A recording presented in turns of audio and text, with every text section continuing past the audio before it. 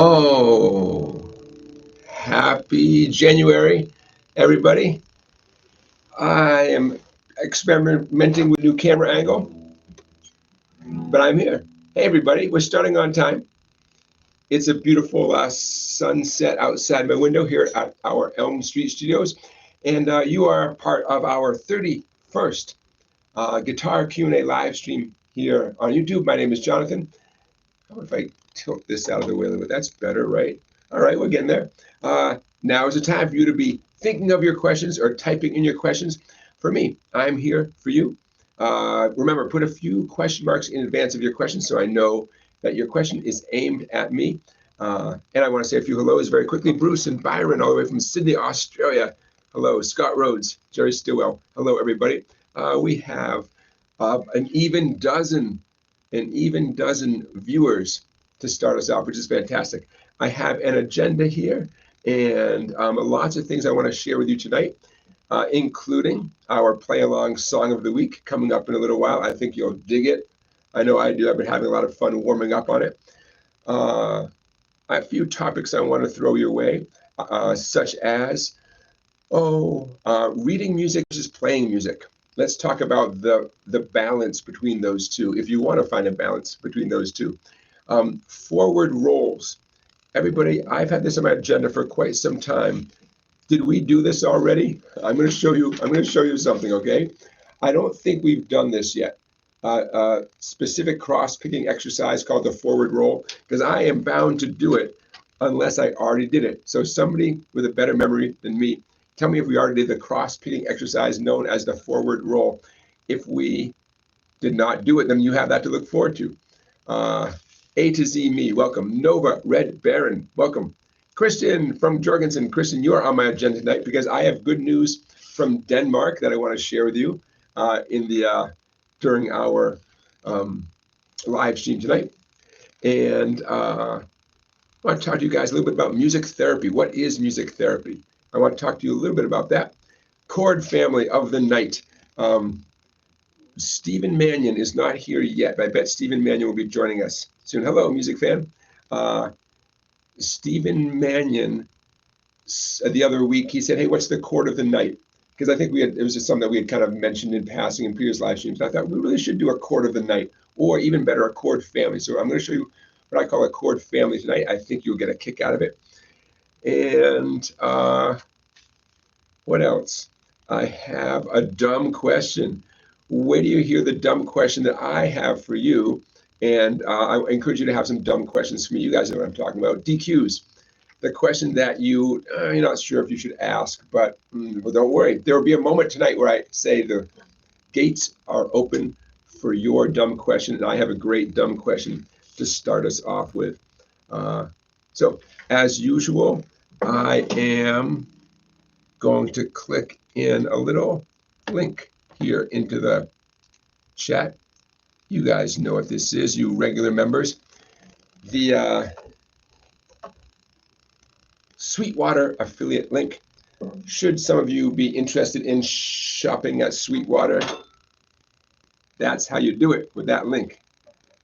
Okay, ooh, it looks so dark. I kind of like this lighting though. I think we got something going on. So yeah, so you guys know what I'm talking about. If you're gonna shop at Sweetwater anyways, click on that link that I just put in the live chat, and you'll get the same low prices and great service and bag of candy from Sweetwater.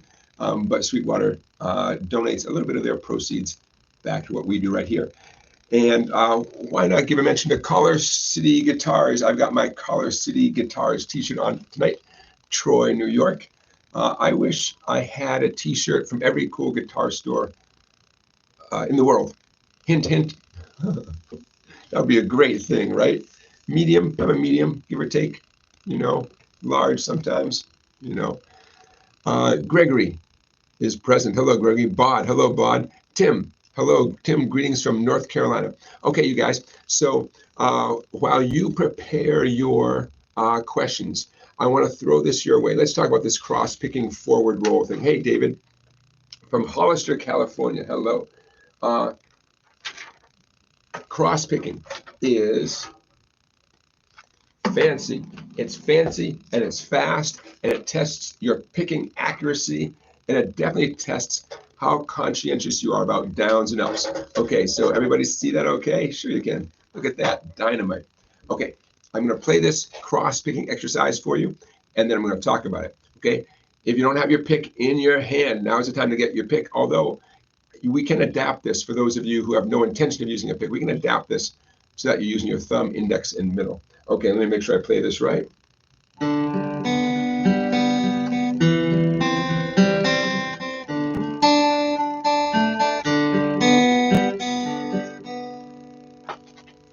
Okay, now, I bet this is going to help the volume. Is that helping the volume a little bit? How is that? How is that sound right there? Oh, too loud. Okay, that's not good. Hold on. We can adjust that. Okay, how about that sound? How is that sound? Does that sound? Yeah, hey, Beginner Guitar Lessons. Beginner Guitar Lessons is our moderator. Despite that feedback, is the sound a little bit better right now? I imagine it is just a little bit better. What do you guys think? Yeah, better? I'm surprised you could hear me before, but that's okay. Okay, so here we are, my friends, and hopefully that's a nice balance. How about the balance between my guitar and the vocals? How's this balance? Can you still hear my voice? I hope you can. I hope you can. All right. You guys can be the sound person, right? Behind the board. Hey, Mecco Fisher from Maine. Hello. Okay, so back on track here. Down, up picking with my right hand with a very specific repetitive pattern.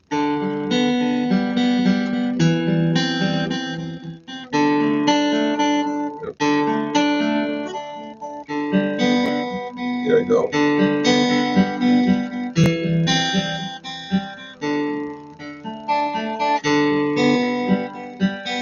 Okay, cross picking. Here's the deal. Cross picking is a term that gathers together a variety of potential picking patterns with your pick. It's not always purely down, up, down, up, down, up, although for today's purposes it is. One way to think of cross picking is it's making the guitar sound as much like a banjo as possible, which is why you can actually get away with doing it with bare fingers, thumb, index, middle. Okay, so see the tab right here? You need 3 chords, G, C, and D. Technically, you don't even need to hold down the proper chords because you're not going to use all, of the strings. But I'm going to encourage you to hold down the full chords nevertheless. Okay, so the left hand, your fretting hand, is going to change from G to C, back to G, and finally on D. Okay, G, C, G, D. That's the fretting hand chord pattern. Your picking is never going to change. It's always going to go like this.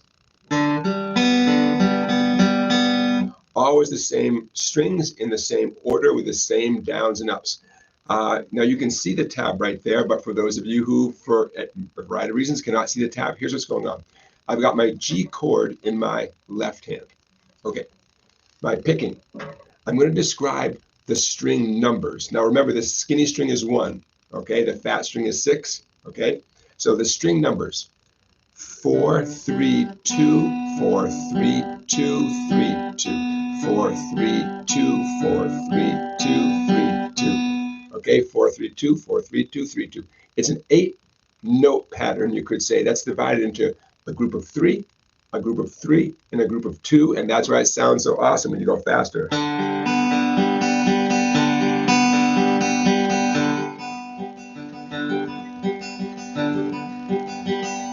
Okay, by the way, when would you choose to do this? You could do it as a rhythm guitar part instead of strumming G and strumming C. Imagine playing it like this while you're singing or while someone else is singing. Okay, that's one very practical way to employ this particular cross-picking exercise called the forward roll. Okay, now what is extremely important is, in this particular case, you are never going to vary from the down, up pattern. Never. Capital N. Okay? That means when you go 4, 3, 2, down, up, down, and you repeat it with another 4, 3, 2. This time it's going to be up, down, up. Get what I'm saying? Down, up, down, up, down, up, down, up. Okay, now it's all written out right here. See that boxy shape I'm pointing at? That means to pluck down towards your leg. The V shape means to pluck up towards your chin. You guys know that, right? Okay, so my challenge for you is to play this exercise slowly, but 100% steady and flowing. It's okay to go painfully slowly. That's okay, as long as everything is evenly spaced out, right? Tick, tock, tick, tock, tick, tock. Now your challenge is to find out how slow you need to go to play it perfectly. Sounds like a weird challenge, right? How slow can you go? But yeah, how slow can you go to play it perfectly? You know, it might be very slowly. That's all right. That's all right. But you got to find that baseline, that low water mark, okay? And then gradually pick up the speed. Hey, Poopa John. Hello, many vibes. Okay, now, if you are so inclined to not use a pick for whatever reason, you could practice this and learn it actually the way a banjo player would do it. Thumb, index, middle. Okay, got my G chord here still in slow motion. Same strings.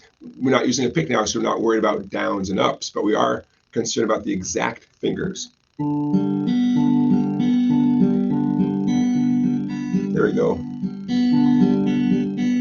I'm going thumb on 4, index on 3, middle on 2. I repeat it. And then 3, 2, 4, 3, 2, 4, 3, 2, 3, 2, 4, 3, 2, 4, 3, 2, 3, 2.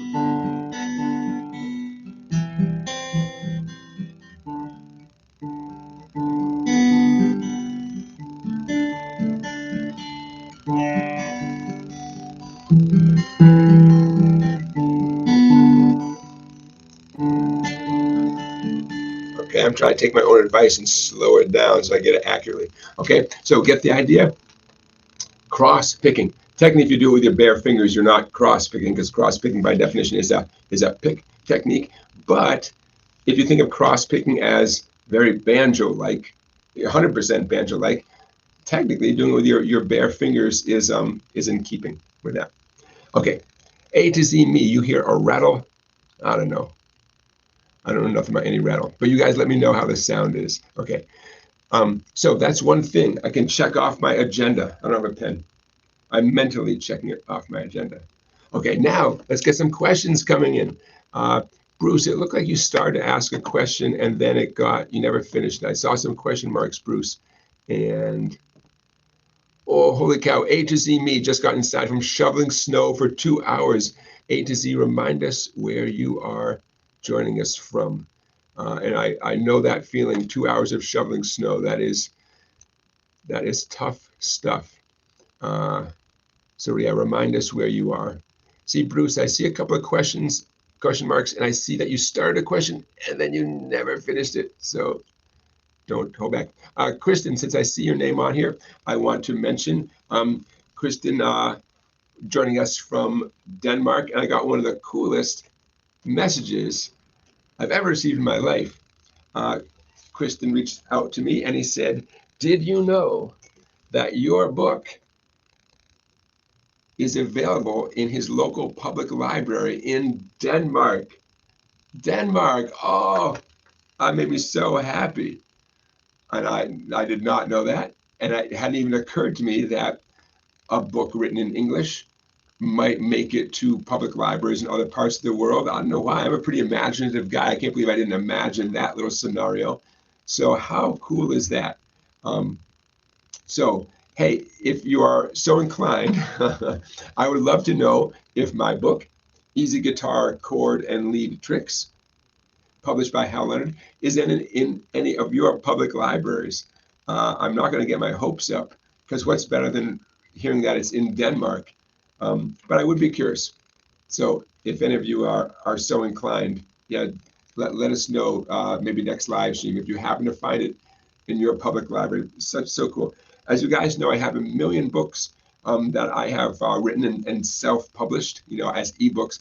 This is what I like to call my real book, and clearly it has made it around the world. I'm very happy. Oh, it's a beautiful thing. If you would like to purchase a copy of it, I'm going to put the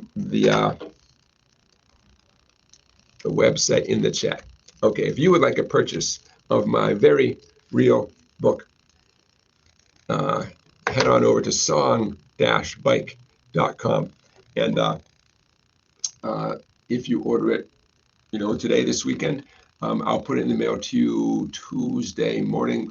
Monday is Martin Luther King Day here in the U.S., so no mail, but I'll get into the mail to you as soon as possible. And I know for a fact I got a couple of dozen. I usually order a couple of dozen at a time.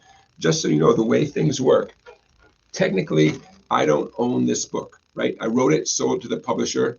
The money they gave me fell well within my wildest dreams, if you know what I mean.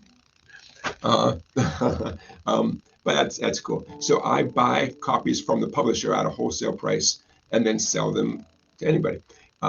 So what's my point? Oh, so like I order a few dozen at a time, and I throw box. Got little cardboard mailers, and as soon as you guys order them, I put a sticker on there, blah, blah, blah, bring them over to the post office. It's fun. Little project for me to head over to the post office here on Main Street, Old Saybrook, Connecticut. Okay. I saw a question coming in, and Bod was asking, when cross-picking, how do you switch chords? You switch chords as quickly as possible. So in this case here, you can see, and again, just to be 100% clear, you don't have to hold down a G chord because you're playing all open strings, right? So I'm holding down a G chord kind of in principle. But at the last split second, I change over to that C chord. Back to the open strings of the G chord. And then I'm just changing chords as quickly as I can. Here's a beautiful thing. On two of the three chords, G and D, the very first string you play is an open string, which is really significant because that little millisecond buys you time to grab the chord. I know it's not relevant for the G chord, but saying the D chord, you do not have to have the entire D chord in place before you begin the D measure, right? A box of music is called a measure of music, right? So you can and should be hitting that open D string immediately, right on time, right on the beat, even if the chord isn't ready yet. In fact, don't even stress about it. What matters is that you are staying within the flow of the tune, and the priority is that flow. The second priority is the very first fretted note of the D chord, right? Index finger on the third skinny string, second fret. Okay, so anytime something begins on an open string, even if the rest of the notes are fretted notes, man, make sure you hit that open string right away. Do not wait until you have the whole chord in place and then play the open string. It can be a tricky habit to develop, but super important. Yeah, super important. Okay, so that was my news from Denmark, from my Denmark connection. So, Bod, there's no trick to switching chords when cross-picking, except that you got to do it especially fast, because cross-picking by definition is intended to be a fast style. I woke up this morning and found a way to get a splinter even before I left the house. And it's okay. I did minor surgery. I got that sucker out. And I had a Band-Aid on, and I had to take the Band-Aid off because, man, that, when you're holding a pick, anything that's, you don't want anything to interfere with that, especially a pesky Band-Aid. Nova Red Baron says that my book is in the private library at his house. That's a great library. I love that library. That's my favorite library in your house, is your private library. Jerry has a dumb question. Why do people call guitars axes? Get your axe. Yeah, I don't know, man. No, the axe. You got to get your axe. It's a little aggressive, right? It's a little masculine. Calling it your axe. Yeah, why not? Why not? That's a great question. I saw another question on here. Michael asks, how much can changing your strings change the sound of your guitar, like the types of the strings, and what are the biggest factors? It can change a little bit, the coated strings, like the Elixir brand, they last longer, but they also have a slightly different tone. I wish I could describe the tone in fantastic, understandable terms.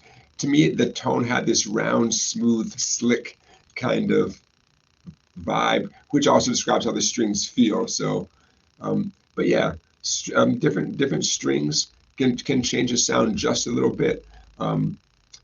The exact material the strings are made out of, and the coating, if the string does have a coating, and nowadays there's lots of competition for Elixirs, other brands with coated strings.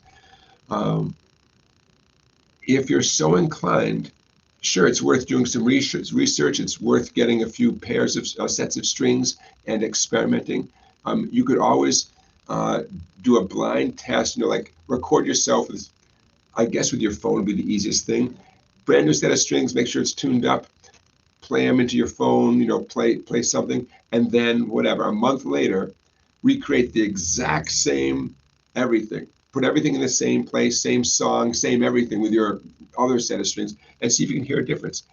My feeling is that strings make a little bit of a difference, and you can decide for yourself if it's super duper important to, always use the same brand or to always use the same type or something. For me, the feel of the strings, the exact gauge, that's super important. It's like I'll use light gauge anything, and I'd rather not use medium gauge anything.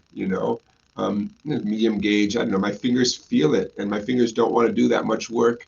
And then in the back of my mind, I know that medium gauge strings are stressing out the guitar just a little bit more. And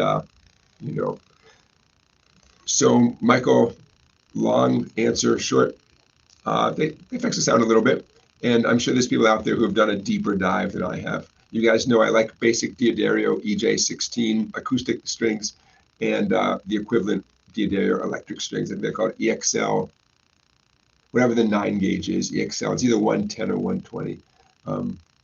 I keep hearing about String Joy strings.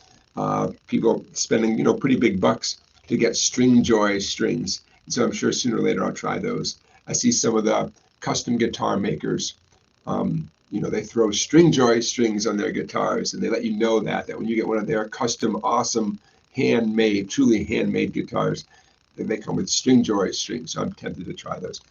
Many Vibes asks, do I ever use a thumb pick? Yeah.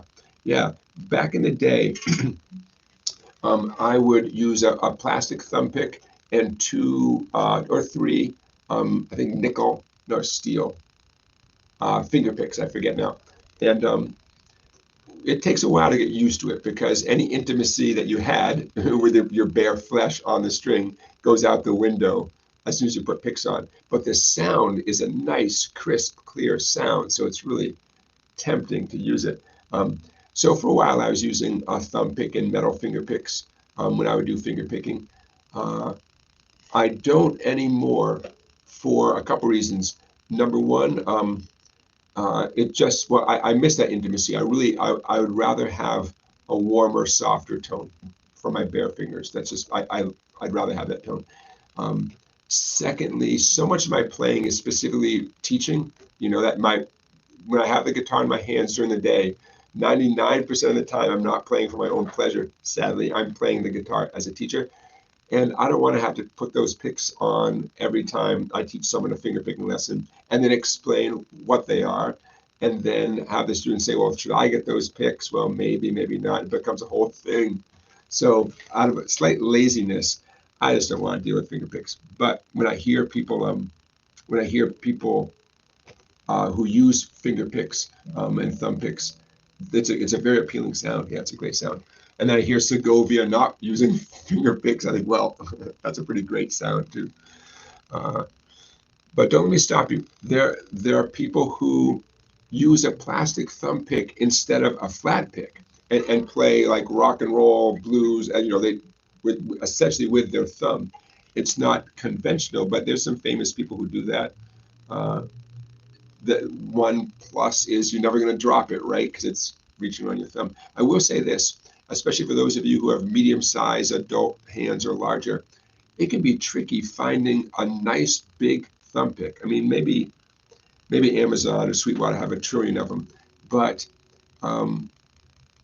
you know, even if you have normal sized hands, you might qualify for like an extra large thumb pick. I'm just saying, if you think that you have medium hands, so you order a dozen medium thumb picks, because that would make sense, right? I bet you a thumb pick that they're going to be too small. So if you're ordering online and you are you don't have a chance to try the thumb pick before, get the get the biggest one you can find, or get a variety of sizes. But I bet you it's going to be the largest one that is the most comfortable. If you have just regular adult hands, I don't know. Hopefully any supply chain issues are long gone now. Scott Rhodes says he's tempted to add a baritone guitar to his guitar collection. Any thoughts on those? Yeah, buy one for me too. I want to try one out. I think it's such a cool idea. So no, I don't have any big advice or anything, except I love it, and I think you should get it and tell us all about it. I know a bunch of makers make them, and I'm sure there's a variety of price points. One reason why I'm especially tempted, well, number one, I just love that sound, that low twangy sound. Second thing is I have this illusion that a guitar that's intended to make lower sounds will somehow be fun for me to sing along with, since my voice is a little bit of a lower voice. I don't know. It's probably all in my head. But I sure would like to borrow one for a weekend and try it out. So yeah, go ahead, grab one and tell us all about it. And if you're so inclined, get it from Sweetwater using the link in the chat, if you're so inclined. Michael Fisher is asking, what exactly are the biggest challenges with learning an F chord? What's the best way to practice it? Excellent. I could talk about an F chord all day. We need to clarify which F chord we're talking about. So for our purposes, I'm going to talk about the 4-string, 3-finger F chord. Okay, I'm going to be working on the 4 skinny strings. Although the advice I'm going to give you, it applies to an F bar chord as well. But I'm going to stick with the 4-string, 3-finger. Okay, the challenge is not that the index finger covers more than one string. You could prove to yourself that you can do it just fine just by clamping down the 2 skinny strings, and I bet you if that's your only, if that's all you do, you can get those 2 strings ring nice and clearly. So clearly strength is not the issue. It never was the issue. The issue is maintaining that, arching over with the middle finger on the 3rd skinny string, the G string, 2nd fret. Now you're asking your hand to do something kind of goofy.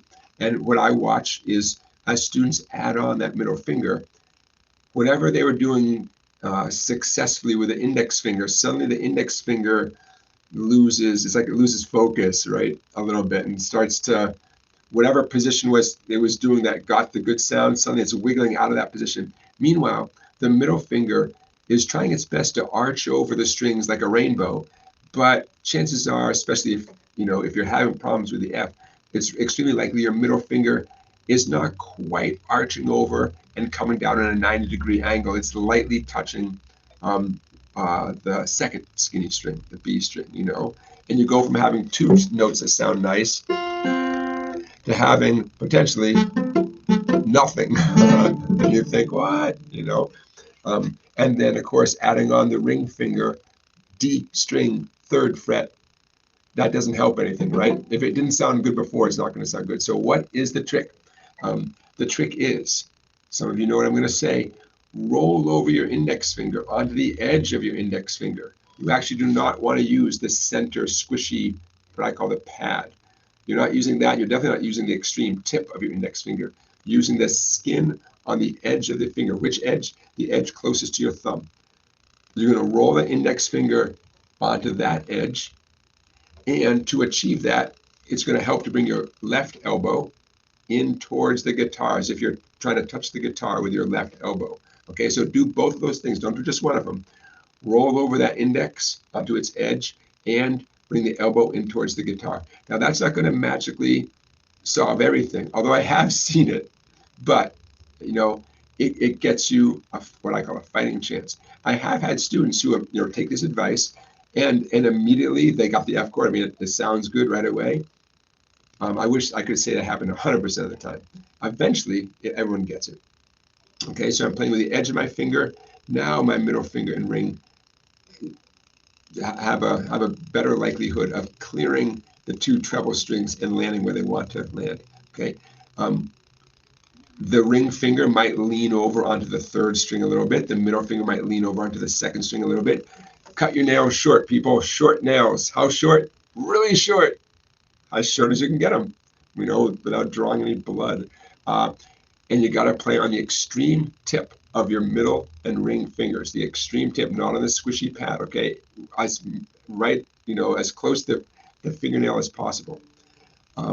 Okay, so to recap, short nails. Approach the strings at the middle and ring finger should approach the strings at a 90-degree angle. Index finger, roll it back onto its side, the edge closest to the thumb. Left elbow in towards the guitar. Final word, patience. Please be patient with yourself. You'll get it. You'll get it. Everyone struggles with F. Everyone, so be patient. Now, to whet your appetite a little bit, here's two reasons. Here are two reasons why, you want to work on F. There's a million reasons. Here's two of them. A lot of songs have F, as you know, and you don't want to avoid all those songs right here. You don't want to avoid, there we go. You don't want to avoid all those songs just because you can't play F. Second thing is, an F chord is a closed chord. You're squeezing four strings. You're avoiding the two fat strings. You know that, right? Don't play the two bass strings. So you've got this closed grip on the guitar, and look what you can do.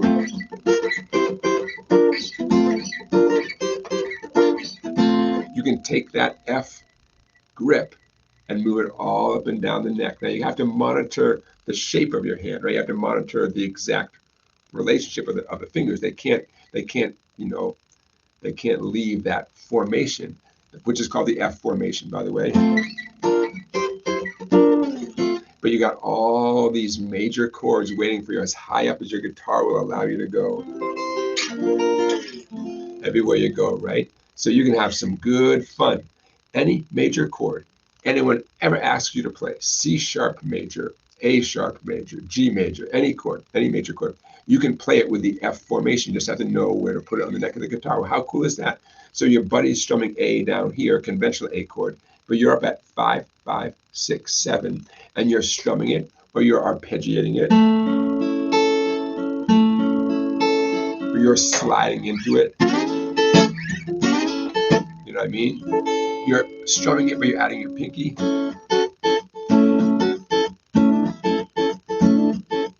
You're having all this fun while he's down there just watching you with envy as he plays his A chord down here, Okay, so there's a little extra motivation for working on the F chord, not giving up. Oh, so fun to take that up and down the neck. Okay, there you go. And Bob, the advice on starting bar chords, I see your question. Bob says, any advice on starting bar chords? Yeah, same thing. Bar chords, all the same advice applies, and a few extra little bits of advice. But the same deal. Your index finger should roll over onto its edge, and you should bring your left elbow in towards the guitar. Other bar chord advice includes overextend your index finger, right? I'm going well past the fat string. Now, no one told me to do that. I just found myself doing it. It just felt so good. I felt like I had better leverage.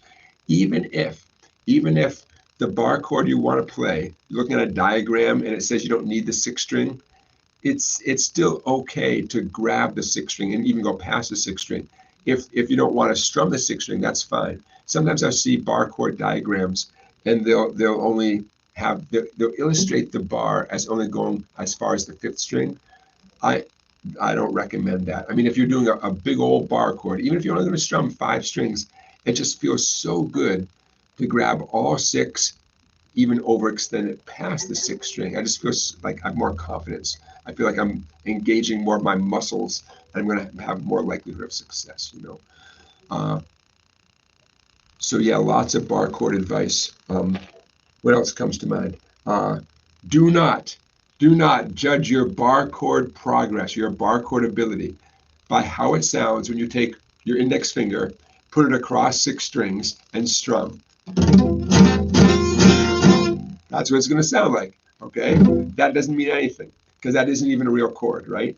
So don't, some of you are doing it right now. I wonder if I can do that. Well, you just wasted 4 seconds of your life. Don't. That doesn't mean anything, because bar chords always have at least some other finger or fingers included, right? And not only does that finger sort of cancel out the note that you're barring, right? But anatomically, involving multiple fingers, it has to change what's going on anatomically in terms of muscles and stuff, and it sets you up for success in a way that just clamping down one finger doesn't set you up for anything. So don't do it. I see people do it all the time. They say, well, what if I can do it? Okay, you get the idea. So another piece of advice, let's say you're not working on a specific song, you're just working on bar chords in general, or even if you are working on a specific song, experiment with how bar chords feel on different parts of the neck. Let's say you're working on an F sharp minor bar chord, bar at 2, ring finger 4 on the 5th string, pinky 4 on the 4th string, F sharp minor bar chord. And let's say, that's just not going well, just it's you're struggling with it. Okay, well, take a second and move it to a new place. Keep the same format. Remember, you're at 2s with a couple of 4s, right? 2s and 4s. So bring it up to 5s and 7s, or 7s and 9s. Why not? It can't hurt. See if it's any easier higher up the neck. If it's not easier, okay, but don't get hung up on one bar chord. Even if it's in a song that you love and you can't wait to play that song, I get it. But you may have success doing a bar chord higher up the neck, and then you can work down. Right, the fret spacing is closer, right, higher up the neck. So potentially, a bar chord could be, you could do it more successfully higher up the neck, and then you could work your way down until you can get, say, the F sharp minor sounding good. The reverse is true too. Hey, maybe you're killing on F sharp minor. Sounds great. Okay, well, just for the fun of it, move it up and make sure it sounds good everywhere you go. Why not? But you asked for some advice on mastering them, and a lot of what I said for the F chord holds true, like short fingernails. Your middle ring and pinky should be approaching the strings at a 90-degree angle, as much as possible. Should be on the extreme tips of your fingers as much as possible. Here's another piece of advice. Don't beat yourself up. If you're playing a bar chord and like 4 of the strings sound clear and only 2 sound muted or buzzing, or 5 of them sound good and only 1 sounds muted or buzzing, that's pretty good. You're not there yet, but don't beat yourself up. I've had a lot of students who, they grab a bar chord and 1 string is buzzing, and the language that comes out of their mouth, and I have to remind them, dude, you got 5 out of 6. For today, that's okay. So don't, you know what I mean? Yes, nobody likes that buzzing or muted sound. I get it. But you do get partial credit, okay? You get partial credit.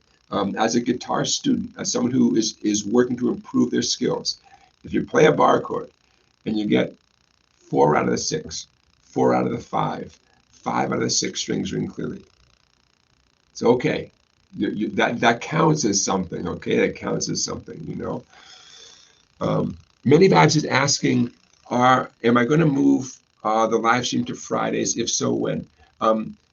It's probably going to be like an occasional Friday. I'm going to stick with Saturdays in general, but occasionally do a Friday. And in terms of exactly when, I don't have any plan to right now. But Instagram and Facebook, that's where I'll be announcing it loud and clear, well in advance. Okay, you guys know that you can find me on Instagram or Facebook. If you do a search for the term song bike, all one word, song bike. Okay, and I could use some more followers. Why not? Instagram or Facebook, and you'll see my little logo. That's how you know it's me. And And that's exactly when I will let you guys know when I do a Friday live stream. It'll be a Friday instead of Saturday. I don't know. It'll almost certainly be because of something going on in my family, schedule. So, okay. Okay, Bruce Isaacs is asking a question near and dear to my heart. He says, who is more influential for me, Bob Dylan or the Beatles, and why? What an interesting combination of choices you're offering me, because I love both. More influential. Oh my gosh, I gotta have a drink. Tonight's live stream is definitely not sponsored by San Pellegrino Limonata, Italian sparkling drinks. I would love it if they did sponsor the show, though. That'd be great. Okay, Bob Dylan or the Beatles. I listened to so much Beatles music growing up. My big brother had the Blue album. You know what I mean when I say the Blue album? The greatest hits album. But it was the later years, the blue border, and it's the older Beatles on the cover, right? And he had the Blue album, and I thought, well, I better get the Red album, because I listened to his Blue, kind of greatest hits version. I thought, oh, gotta go get the red one. I remember the record store where I got it. And so that was, all the early stuff like She Loves You and Love Me Do and all that double album. I listened to Beatles so much growing up. So musically, the Beatles are more influential on me. There are a whole bunch of things where I would learn a concept later and I say, oh, I remember that concept from a Beatles song, quarter note triplets, or playing the 4 chord as a minor chord, I would learn something like, oh yeah, that reminds me of that Beatles song. So musically, yeah, the Beatles are more influential. But in terms of pure music, compositions and what bands sound like, yeah. But Bob Dylan, oh man. But here's the difference. I was a little bit older when I was a lot older. Discovering Bob Dylan, I was like 6, 7, 8 years old listening to the Beatles, and I was 10 years older than that listening to Bob Dylan. I didn't really discover Bob Dylan until I know 17 or something, and so I was a different person, right? So when Bob Dylan came along, long story short, he was the first artist that entered my little brain. You know what I'm saying? When I realized, wow, here's an individual guy who is leading the life of an artist, capital A artist. And, when you're 16, 17, 18, you're looking for your identity, it's the idea that someone can actually create their own identity and change it. And people write books about it. I went to the public library, they had probably a dozen hardcover books about the life of Bob Dylan. That was very influential on me, that you could lead a life of creativity. Well, when I'm listening to the Beatles at 7 years old, I wasn't thinking about that. I was thinking like, oh, obla di, obla da. I wonder what that means, So Bob Dylan influenced the rest of my life. But in terms of like, musical stuff, it's hard to, to listen to Beatles music so much, and a big variety of Beatles music, right? Not just one album or something. Yeah. So there's my take. Great question. I always, who doesn't want to be asked about their own musical life, right? Although I'm here to answer your questions about the guitar, but if you're going to ask me about my own journey with music, I'm happy to talk about it. A to Z Me says, Dylan was and still is my musical hero. Hard to match what that one guy has done. Well, A to Z Me, I heard a rumor that Bob Dylan has a new album coming out later in February sometime. On the one hand, it's just a rumor. There's a rumor on the internet. But the person who dropped that rumor is someone I know is very well connected in the Bob Dylan universe and wouldn't have said that lightheartedly. So there you go. For those of you Bob Dylan fans, it's You might have another album coming up soon, right? So who knows? Okay. Don't forget, if you have a question, put a couple of question marks in advance. Bod, I'm going to jump in on something that you wrote because it's a good point. Sometimes I have 25 things I'd like to say, but only 14 come to mind at a time.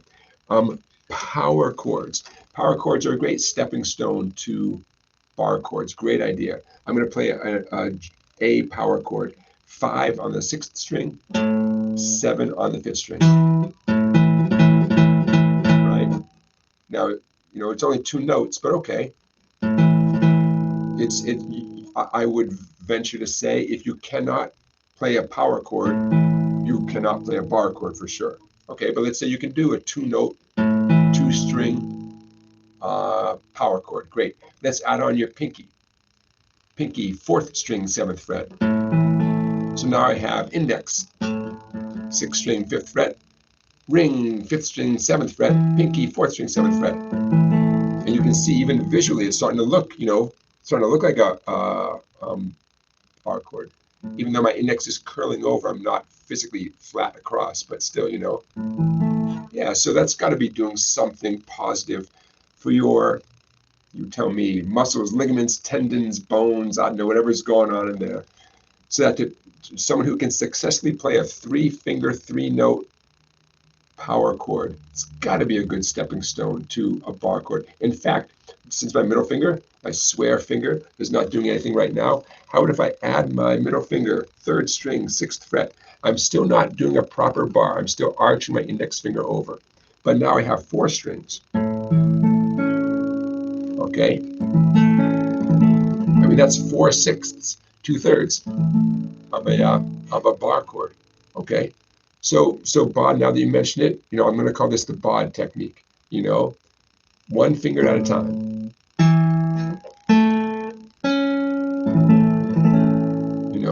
That could work. Maybe so. And then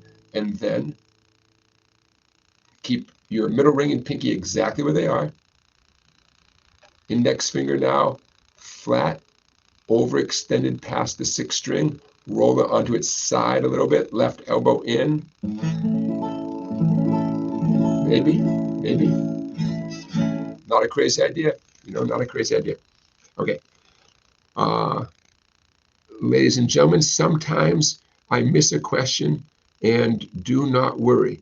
But you're allowed to ask it again, okay? Many Vibes, I'm zipping back through the live chat. Many Vibes says, can you talk about callous care, taking care of those calluses on your fingers? All that jumps into my mind is that legend of Stevie Ray Vaughan having a callus fall off right before a gig, and he glued it back into place with super glue.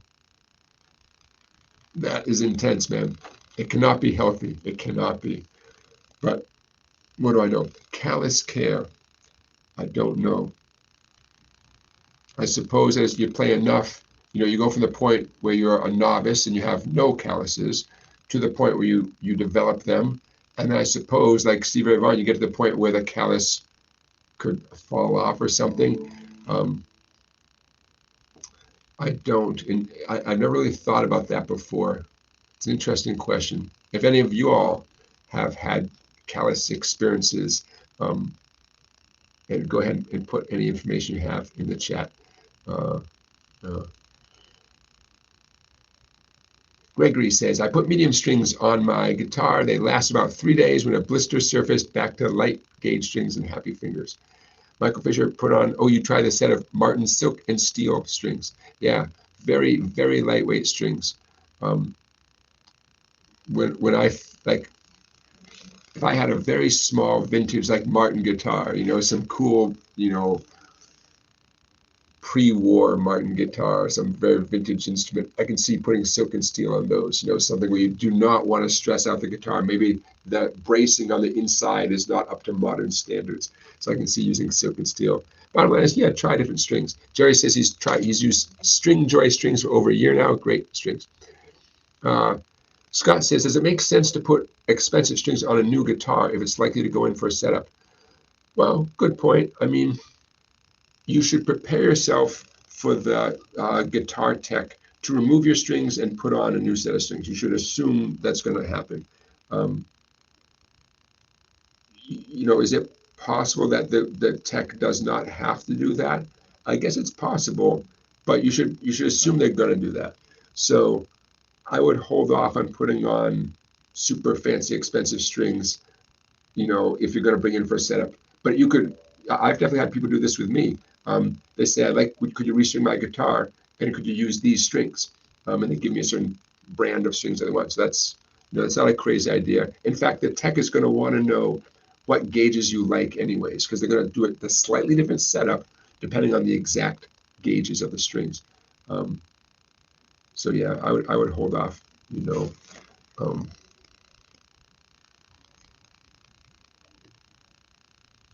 Okay. A to Z Me says, thanks for the live stream. You are very welcome. Thank you guys for being here. We got 36 of you. All right. Beautiful. Hey, don't hesitate, my friends, to tell your friends and family to join us here. You guys know I have a dream of having 100 simultaneous viewers. That'd just be fun. Why not? Nice round number. We have this live stream will ultimately get hundreds and hundreds of views over the next week or so, which is awesome. And hello to those of you who in the future who are watching this in the future. But I don't know. Why not? Let's get 100 people watching at the same time. That'd be great. Over the course of the live stream, we will get several hundred people who come and go. But why not? So do me a favor, tell your friends and family what we do here, and let's get those numbers up. Why not? Okay. Reading. Oh, Bod, one last thing about bar chords. I'm going to try to get away from the topic, although I love talking about bar chords. I'm going to try to move on. The one bar chord that I do not ever want to play, but you can't avoid it, is what you could call the A major bar chord, where you're essentially, you know, playing 3 strings with one finger. That's a typical way of doing it, you know. Imagine taking an A chord, but doing those 3 notes with, say, your ring finger. Imaginary bar at 0. My ring finger is at the 2nd fret, right? You know, that's the bar chord that I'm illustrating. I'm going to get my middle finger out of the way so you can see it. I hate this bar chord. Dang it. I do not recommend, you know, using that grip as a test as to whether or not you can play bar chords. Okay, the E major version, the E minor version, the A minor version. Master those first, you know, or at least I'm just saying, judge your progress based on how you do with those bar chords, and don't beat yourself up if the A major version bar chord is not if you're not as successful as you are with the other ones, you know.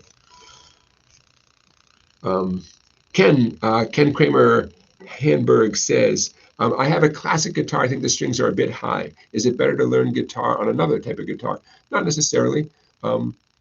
If it's feasible, bring your guitar to a guitar tech, or if you just have a friend or acquaintance who is a really experienced guitar player, ask them if they think the strings are a little bit high, because they might be, or it just might be, you know, not what you're used to. But it's always good to get a professional opinion.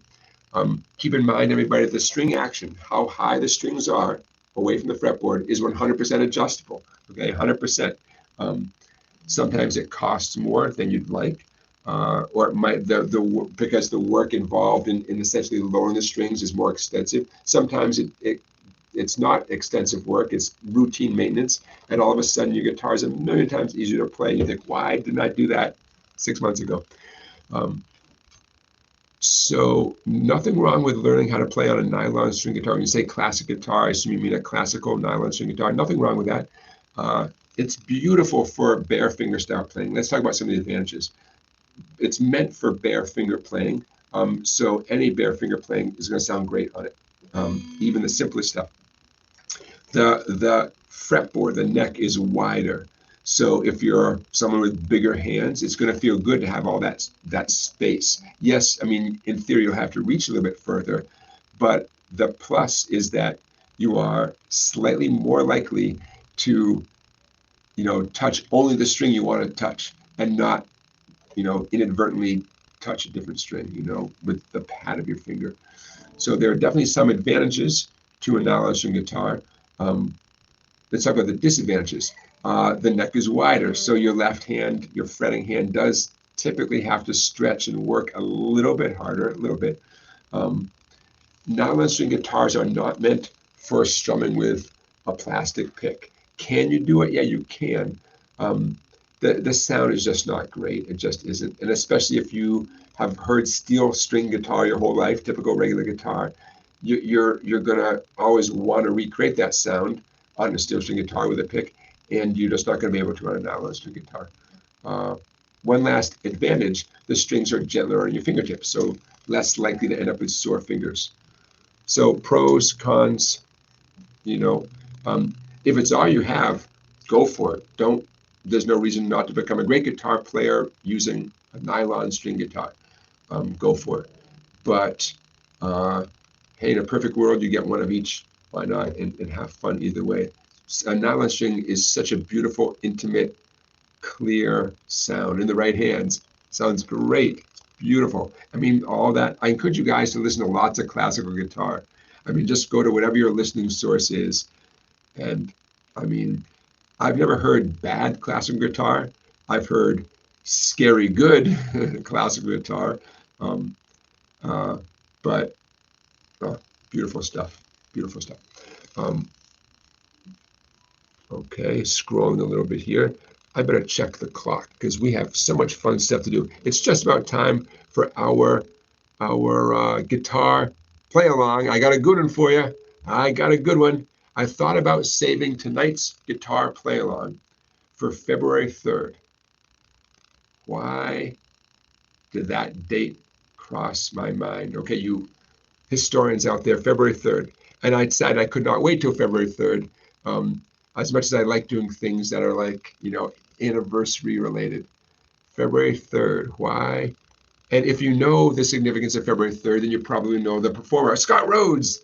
Yeah, Scott. So Scott Rhodes guessed the identity of the performer of tonight's guitar play along. I assume he wrote the song too. I'm going to check here. That's right. February 3rd. And Scott, why don't you educate us what happened on February 3rd? Buddy Holly did indeed write the song. The day the music died, right? So we're going to get to that in a minute. I'm just doing a little bit of scrolling. Hello, Chris from Central New Jersey. Many vibes. Thanks for joining us. Thank you. Don is asking a great question. Should electric guitars be humidified? Yeah, why not?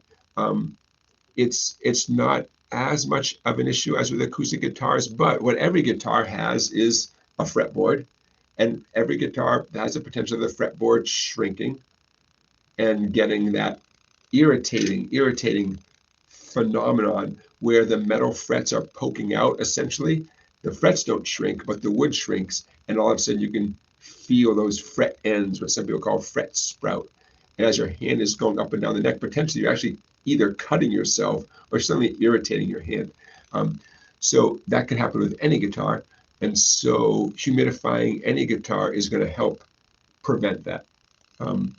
So yeah, what electric guitars typically don't suffer from, I mean, solid body electric guitars, they don't suffer from humidity cracks the way a thin, acoustic guitar top could actually get so dried out that, cracks could develop specifically because you didn't humidify it. So I'm always going to advise all of you guys to play, to humidify your guitars. But it's definitely most important with acoustic guitars. But hey, if you have a way of doing it with electric, great, go for it. Yeah, and head over to Sweetwater. Sweetwater will, call your Sweetwater rep. These guys are so great, the men and women who pick up the phone at Sweetwater, and they're great about sending emails too. Sometimes it's easier to email back and forth with whoever your Sweetwater rep is. And number one, ask for their opinion, and number two, say, okay, well, what do you recommend for humidifying an electric guitar? Okay, we're going to get to our buddy Holly in a minute. Gregory is pointing out that Jerry Reed, one of the greatest guitarists ever, played nylon strings exclusively. Yeah, yeah, I'm sure you're right. Charlie Bird, B-Y-R-D, Charlie Bird, jazz guitar player, who I believe also played nylon string guitars exclusively. Stephen Mannion is asking a great question. That thing about the A power chord, and you add on your pinky, I just call that a three-finger power chord, and here's why. The pinky note, the way I'm illustrating it right here with my index 5 on the 6th string, ring 7 on the 5th string, pinky 7 on the 4th string. The pinky note is simply a high A. My index finger's on the low A, pinky on a high A, the ring finger's on the note E, in case you're curious. So the pinky finger is not adding new harmonic information to the power chord. It's simply adding an extra A. So then there's no new name for that. So that's why I just call it a three-finger power chord. And that's why the pinky is optional.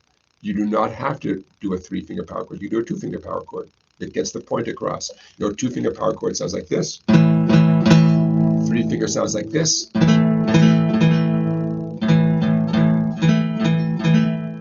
You know, the advantage of doing a three-finger power chord is it's a bigger sound. You get to hit more strings. It's, you know, advantage of the two-finger power chord is it's a quicker grab. You just grab it and zip around, and it's a little bit less work. You know, I am very grateful that in my professional life, my job has never been to listen to songs incredibly carefully and figure out whether the dude is doing a two-finger power chord or a three-finger power chord. Good gravy. Can you imagine, especially with some distortion cranked up and like some effects, and I don't know, man. Imagine having to hear, you know, is the third note there or not? I don't know. I'm glad that's not my job. Hey, Susan, welcome. Okay, so everyone, grab your guitar. You do not need a capo for tonight's play along. Yes, Booba John is asking, when you tune down to D, is it just the 6th string that gets lowered and loosened down to the note D? Yes, if you're doing what they call drop D tuning. Yep, you just loosen the fat string down to D. And remember, you can use your 4th string D as a reference, you know. If you loosen the fat and the skinny strings both down to the note D, that would be called double drop D. And if you retuned those two plus the 2nd string from B down to A, the 3rd string from G down to F sharp, that would just be called open D tuning, in which case the whole guitar with no fretting whatsoever sounds like a D chord, open D tuning. But if it's just drop D, yep, fat string loosened down. Remember, when you loosen a string, you know, and you want to make sure you're in tune, bring it down a little bit too loose, so it's not the note you want, it's a little bit too loose, and make your final move a tightening move, okay, so the gear mechanism can hold on the inside, right? If you loosen it, loosen until you get to the right note, you think, oh, I'm on the right note, the gear is going to want to slip and get even looser, and then you're stuck tightening it back up anyway. So yeah. Okay, let's get into it. So my friends, here's what I'm going to do. I am going to, I think this is going to work great. Famous last words, right? The song of the night. It's so easy. That's the name of the song. It's so easy to fall in love. Look at that. Music stand to the rescue. Okay, so as you know, what I like to do here is a couple minutes of prep, and then we jump into the tune. And maybe I'll put this here and here. Okay, so while I'm getting adjusted, and the beautiful thing, as you guys know, is you can watch this later, pause it, take a few notes, and when I timestamp it, you'll be able to zip ahead to get right to the part of this live stream where you can start right with a play along. You can skip over this part of it, you know. Okay, so let's talk about what you need. You need 4 chords. By the way, while I'm doing this, those of you who are music theory minded, okay, what key is this song in? Okay, put it in the chat if you think you know what key is the song is in. We have the chords are A, E, D, and B7. So what key are we in? That's something to think about. Once you feel confident about what key are we in, what numbers are we going to give the chord? Remember nicknames, right? Called the 1 chord, the 4 chord, and the 5 chord. What numbers are we going to give these chords? What number is the A chord going to be? What number is the E chord going to be? What number, D, B7? Here's another question for you. Of the 4 chords in this song that Buddy Holly wrote, one of the chords is an anomaly. One of the chords is not diatonic. It's not something that you would immediately associate with this particular key. Which of those 4 chords is not diatonic? It's not a chord that officially should be in the key of A if we're truly staying up. You didn't hear that. Okay, but a bunch of you know. Pooba John got the right answer. Pooba John, you got a bunch of guys know, okay, the key of A, all right. So, okay, once you're in the key of A, you know A is the 1 chord. Think about what the nickname is for E. What's the nickname for D? Okay, you put E equals number, D equals number. What's the nickname for B7? B7 equals what?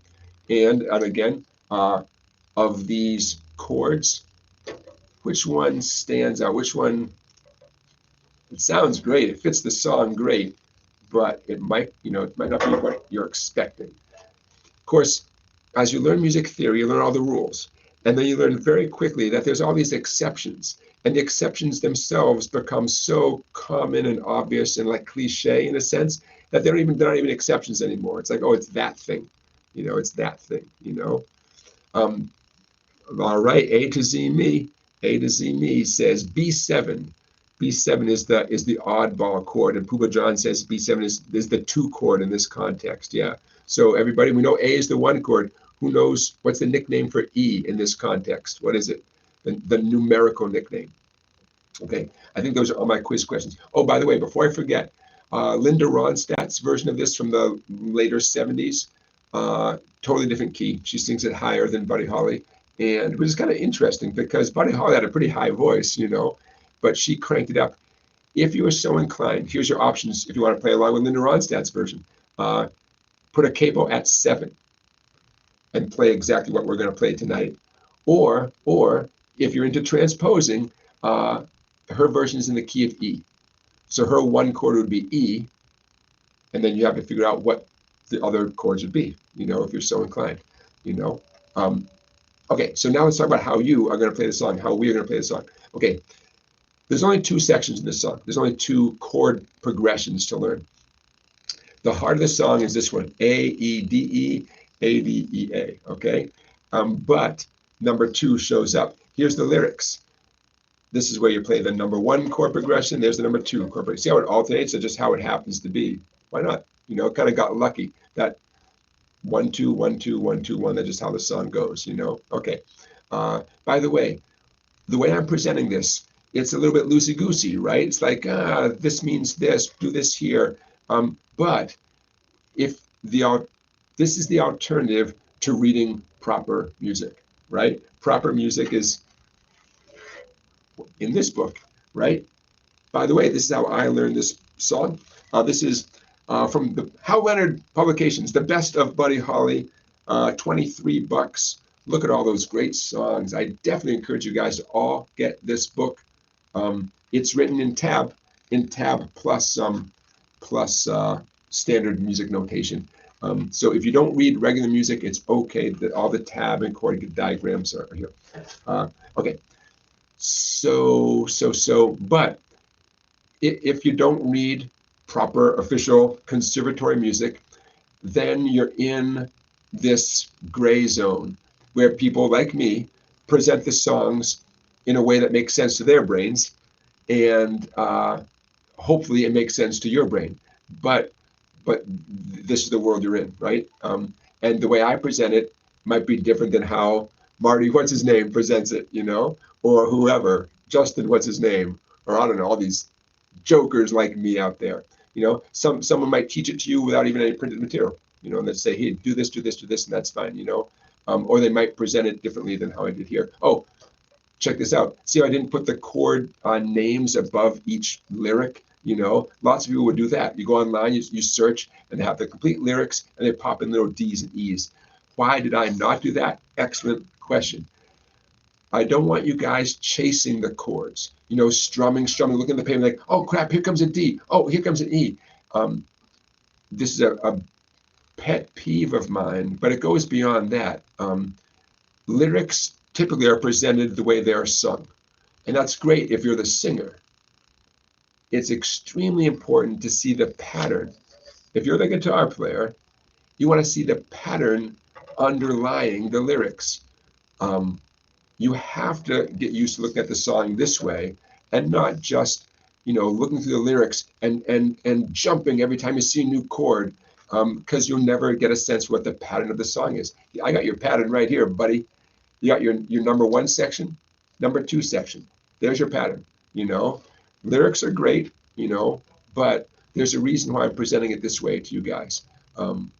Sadly, the most common way things are presented, especially if you do a search just for like Buddy Holly, It's So Easy, chords and lyrics or something, they're presented like this, a bunch of lyrics with a capital A, capital D. That can be frustrating. And again, just to make it 100% clear, it almost never gives you a sense that there's an underlying pattern. It's just you're chasing the chord, you know. Okay, you get the idea. All right, so let's do this. Here's what we're going to do. The way I wrote these chord changes, you see the chord name? The slash mark means to repeat the chord thing you just did. A, and then E, get it? D, D, E, E. Why didn't I write the chord name twice? It ends up looking really cluttered. And this is a pretty conventional way of writing stuff. When you're just playing the same chord a second time, they just put a slash mark. Okay, I did not invent this. Okay, so don't worry, we'll get to the play along part in a minute. Okay, but the simplest way is to strum A once, A again, E once, just down, so it's like this. It's so easy to fall in love. It's so easy to fall in love. Okay. Yeah. So I'm gonna play it simply, but as we go through the song, I'm gonna get a little fancier with my right hand. Remember, the right hand, the strumming is negotiable. Left hand is not negotiable. You know.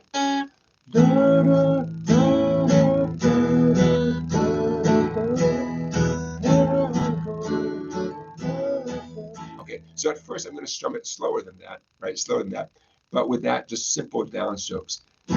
Because for some of you, that's where you're at, and that's awesome. That's a good thing. Those of you who want to do more strumming, sure, you can do a lot more. But no matter what, after 2 counts, it's time for E, and then 2 counts on D, and 2 counts on E, right? The timing between the chords, that is non-negotiable. What you do during those 2 counts is up to you. And my goal, if I can think on my feet, is to you know, ramp up my strumming as we go through this tune, so you can get a sense for like, okay, how can it really go? How can we really do it? You know, what are some options? Always good to know options. Okay, so it's so. I'm going to go about this speed at first, like.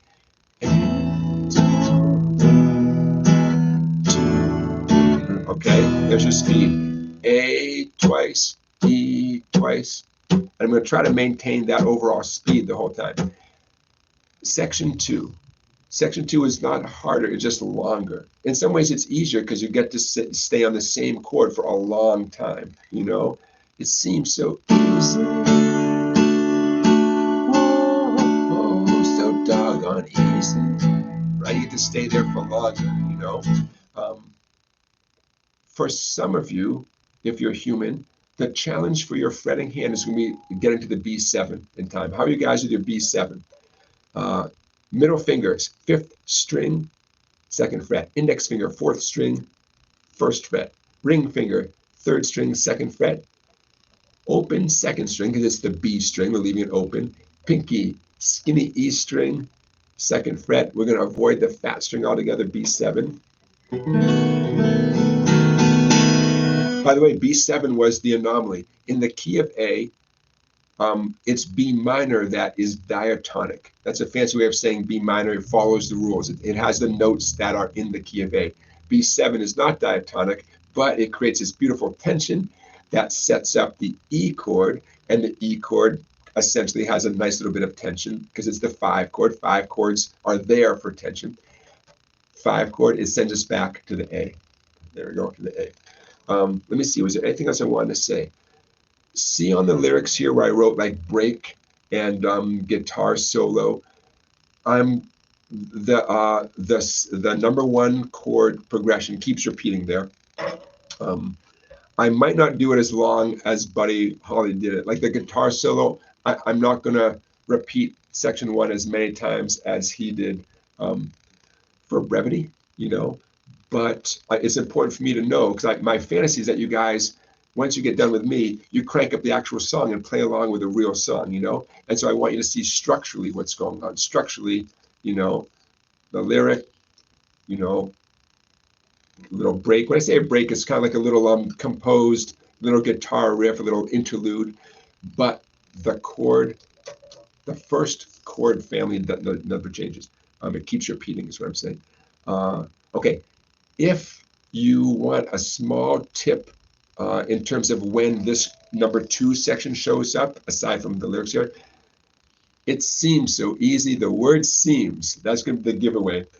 It seems so easy. Right on that word easy, that's right where you're on that first D chord. So it seems so easy. That's the giveaway that you're on section 2. Same thing here. For whatever reason, Buddy Holly here just said, it's so easy. He didn't say the word seems. Sorry.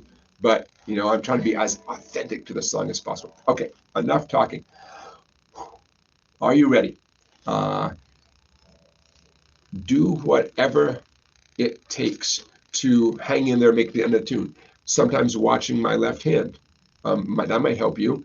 If you look carefully, I'm bound to mess up the chord at some point. I know I'm going to do it.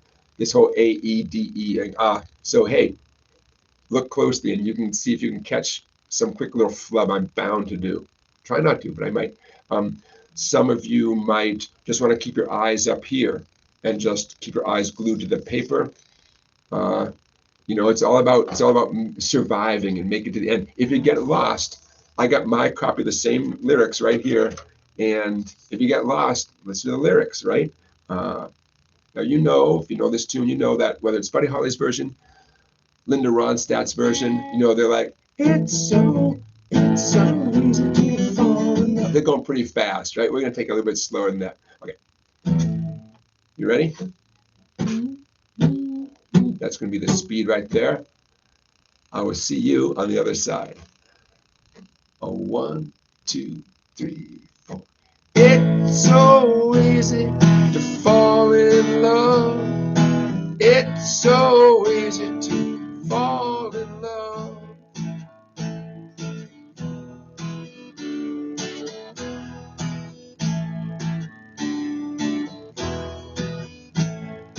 People tell me love's for fools, so here I go, breaking all of the rules. It seems so easy, oh, so doggone easy. It seems so easy. Where you're concerned, my heart has learned. It's so easy to fall in love. It's so easy to fall in love.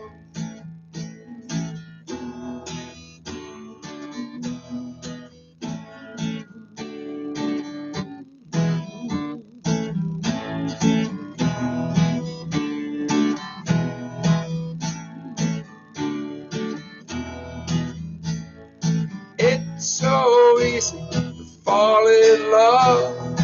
It's so easy to fall in love.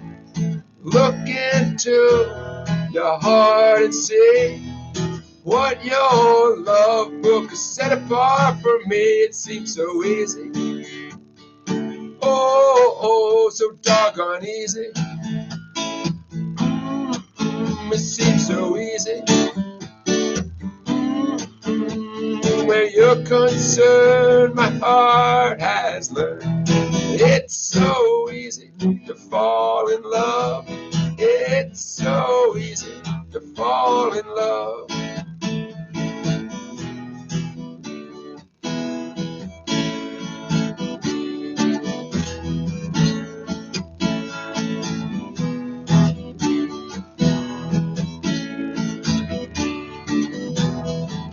Oh, it's so easy. Oh, so doggone easy. It seems so easy. Where you're concerned, my heart has learned. It's so easy to fall in love. It's so easy to fall in love. All right, how'd you do? You made it, right? You made it. It's only rock and roll, right? Okay, so mostly I had it together. I had to play through a few little brain freezes, but okay, no, I survived, you survived, right? So hopefully you picked up on the fact that as the song went on, instead of those nice steady downstrokes, I started doubling up those downstrokes, right? Remember, just because that happens doesn't mean the left hand changes the timing or anything, right? Then I wanted to show you how, after a while, instead of just strumming the actual A, D, those regular chords, I started jumping into the shuffle pattern. So I substituted, I'm going to move this out of the way. Okay. Let's call it section 2. That seems so easy. Instead of strumming a D chord, that thing right there, you know, seems so easy. Oh, so doggone easy. The shuffle patterns. So done, right? Why not? You can do that. I mean, especially in this song, right? So instead of a D major chord, having my index fingers in the same place, I did the D shuffle. You guys know the D shuffle, right? Okay. My third and fourth strings, open fourth string, open D string, second index finger, second fret on the third string. Sounds a lot more rock and roll than just a D chord, right? Notice how, for convenience, I'm keeping my index finger planted there. It seems so easy. Oh, the song changes to an A chord right there. I changed to the A shuffle. I just move my finger literally up one string. My pick has to adjust. The A shuffle, I'm now open fifth string, index finger, fourth string, second fret. Oh, so doggone easy.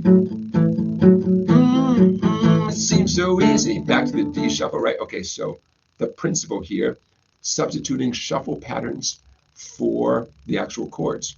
Why not? It sounds great. Say you're doing this with another guitar player, which is another hope of mine, that you do these with friends and family. You can totally both play this two different ways. While someone's strumming A chord, you can do the A shuffle. Same thing with the D, same thing with E. Is that we're not on the E for very long. So I saved the shuffle. See, I would save the shuffle for over here mostly when we're on the chords for longer periods of time. You could play the beginning. You could play that first thing with the shuffle patterns, especially maybe a little bit slower. Oh, it's so easy to fall in love. It's so easy to fall in love. I can do it. You can do it. To me, that seemed a little bit busy, like constantly changing. It's doable. But I like the chords. Okay, one last thing. Did you notice that even though I was doing those shuffle patterns on the D's and A's, when I went to the B7, I went back to, when the song went to the B7, I didn't do any sort of B shuffle. I just went back to the B7 chord. I did it partly because it sounds great to come, to switch between shuffles and chords. Also, the B, to do the equivalent of the shuffle pattern, but in the world of B, and the no open strings anymore. I'll show you because it's a cool challenge. I just don't recommend it for this song, Okay. Unlike the A shuffle and the D shuffle, and the E shuffle for that matter, the B shuffle, which you could use during that B7 section. Index finger on the note B, 5th string, 2nd fret. Ring finger, 4th string, 4th fret, happens to be the note F sharp. A little power chord, right? Now, you got to keep both of those in place, and see why I just grabbed the B7 chord instead. Pinky finger, 4th string, 6th fret. In effect, it's canceling out the ring finger note. I mean, you can do it. I'll give you a tip in a second. But it just sounds great to do go back to the B7 anyways, and it's much easier. Okay, if you're so inclined, how do you get good at this whole thing with a power chord and then reaching up? Well, you could call this a closed position shuffle. Okay, some things are always going to be true. Make sure you're on the extreme tips of your fingers. Make sure your fingernails are nice and short. Okay, I'm going to flip my guitar for a second here. Watch this. My thumb is pointing straight up towards the ceiling. Okay, my thumb is pretty much parallel to the 3rd fret. You could say my thumb is at the 3rd fret. Okay, really important. My wrist is pushed out a little bit. Is it healthy? No. Is it necessary? Kind of, yeah. You know. Okay. Now, is my pinky bionic? No, I wish. But over the years, I've got it so it can stretch up. By the way, it doesn't have to be perfectly right, right behind the 6th fret. Your pinky is strong enough, or you can make it strong enough so that you can get the sound you want, even if the pinky is just barely clearing the 5th fret. See what I mean? It's not right at the 6th fret. Okay, now how do you get good at this? Watch this. You take this concept, but you go way up here where the frets are more closely spaced together, and you practice. Okay, it's easier higher up because, right, look how closely the frets are spaced. So you do it up high, and day by day you move it backwards. See what I'm doing? A little bit every day until that, until you can do it down there. Having said all of that, don't do it for this song. Okay, it's just not important enough, and it's too brief a moment.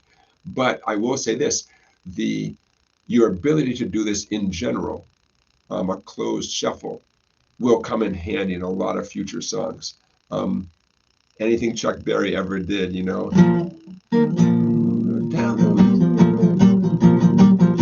in New Orleans, back up in the woods among the evergreens. I mean, Chuck Berry. You can't really play too much of Chuck Berry's catalog without this closed position shuffle. Chuck Berry had, very big hands, and I have a feeling he practiced, So there you go. Okay, my friends.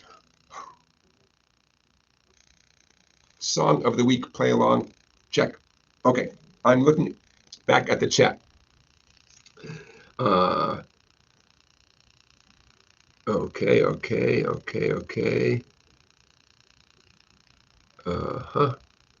Okay, so my friends, I'm gonna pause for the cause here.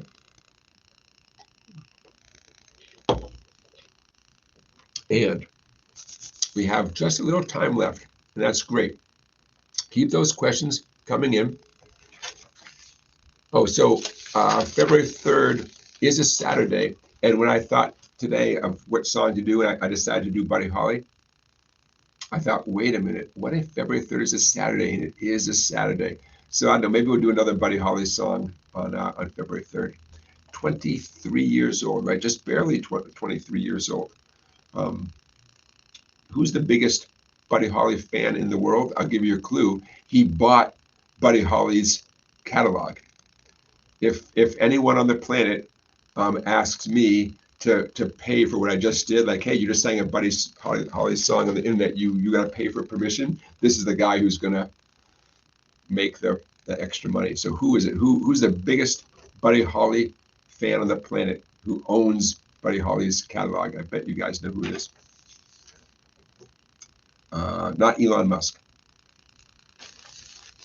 but he is wealthy enough that he can buy songs.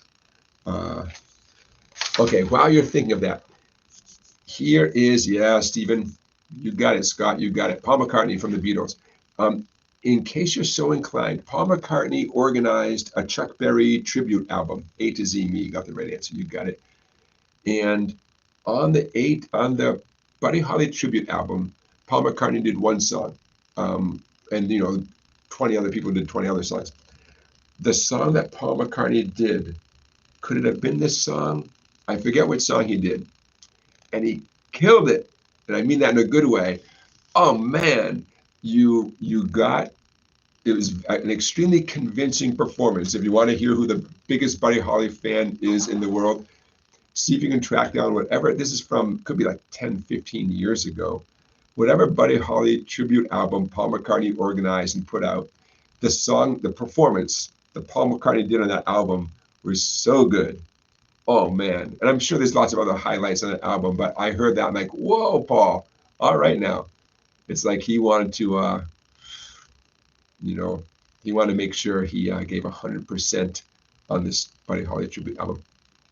Okay, so let's take a breath for a minute.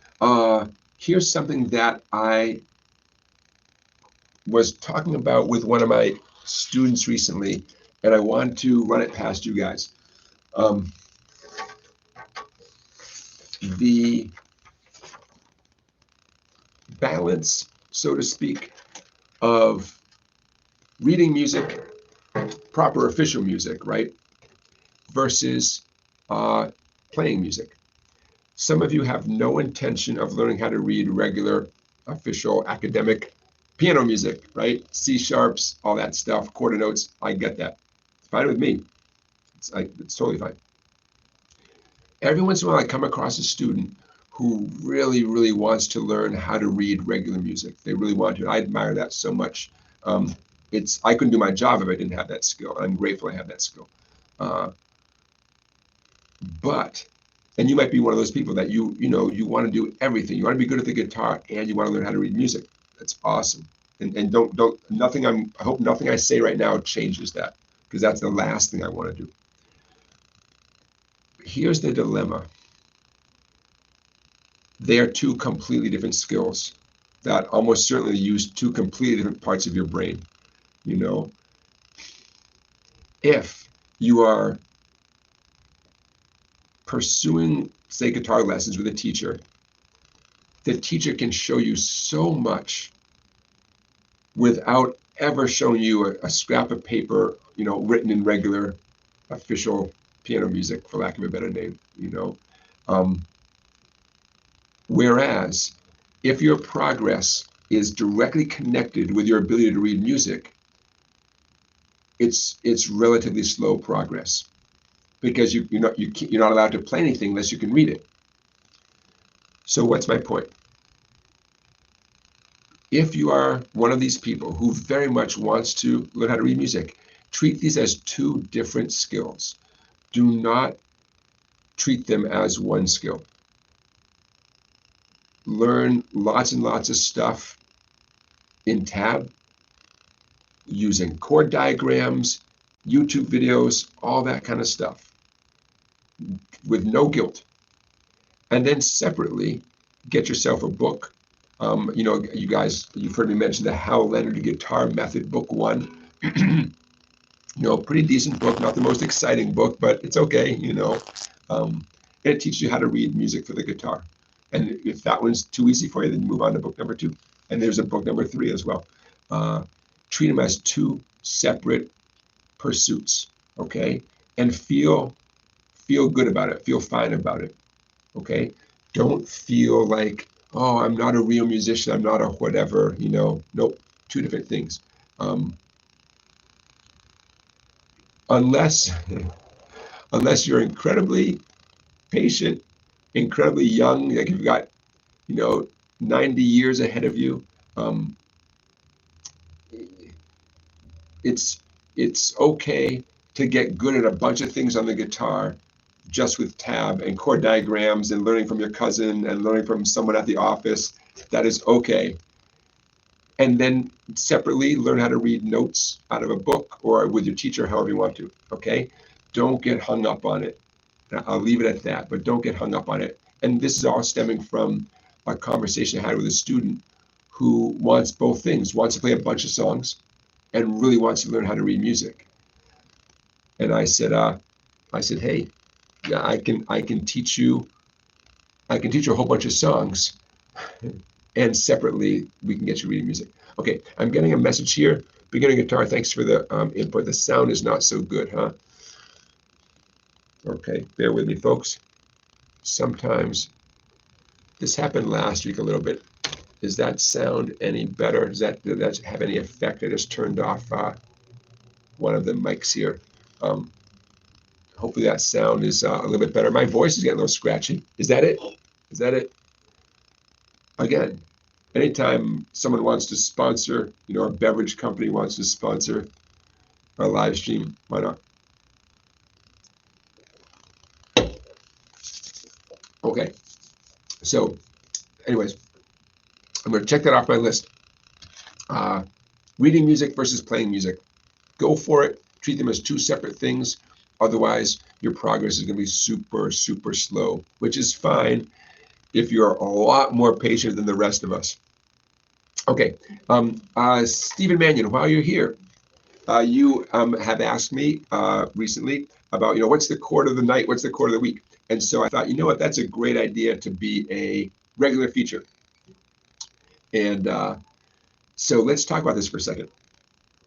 What I'm going to do here is I'm going to show you a few chords that you may or may not know, but I'm going to put them in an order that I think you're really going to like. So check it out. The focus is going to be on doing stuff with an A chord. And I'm pretty confident you guys can play an A chord just fine. I'm going to show you two more chords based on the A chord that are going to lead us someplace, right? And I hope somebody, I see 33 people are watching at the moment. I hope somebody writes a song using this, because everyone else has, so there's no reason why you can't do this too. An A major chord, watch this, A major 7. Ooh, what just happened, right? Okay, so check it out. I'm doing A with my 3 fingers right in a row. I hope you are too. My ring finger is going to stay there, 2nd string, 2nd fret. My middle is going to hop over to the 4th string, 2nd fret, where my index used to be, and that frees up my index finger to play 3rd skinny string, G string, 1st fret. A major 7.